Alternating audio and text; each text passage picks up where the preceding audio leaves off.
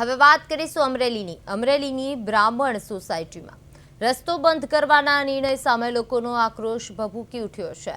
આજે સોસાયટીની 200 થી વધુ મહિલાઓએ એકત્ર થઈને થાળી વગાડીને પોતાનો વિરોધ નોંધાવ્યો હતો। સ્થાનિકોનું કહેવું છે કે વર્ષો જૂનો આ રસ્તો બંધ થવાની લાઠી રોડ પર જવા માટે લોકોએ વધારાના 2 કિલોમીટર અંતર કાપવું પડશે અને જેનાથી વિદ્યાર્થીઓ અને મહિલાઓને પારાવાર મુશ્કેલી પડશે અને આટલી હાલાકી છતાં રસ્તો બંધ કરવાનો નિર્ણય શા માટે લેવાયો તેવા પ્રશ્નો સાથે રહીશોએ તંત્રને તાત્કાલિક નિર્ણય બદલવાની માંગ કરી છે।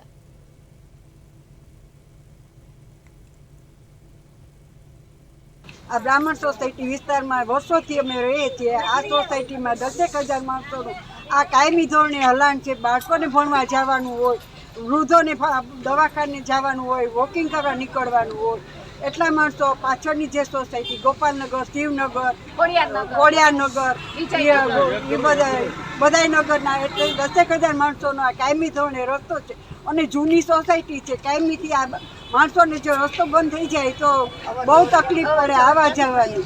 એટલે વસંતહરીભાઈને નમ્ર વિનંતી કે આ રસ્તો બંધ કરવાનો વિચાર કરતા હોય તો આ સોસાયટીના માણસોને જવા માટેની વ્યવસ્થા કાયમી ધોરણે રહે એ રીતે વિચાર તમારે માંડી વાળવાનો અને આ રસ્તો નમ્ર વિનંતી છે કે બંધ ન કરવો।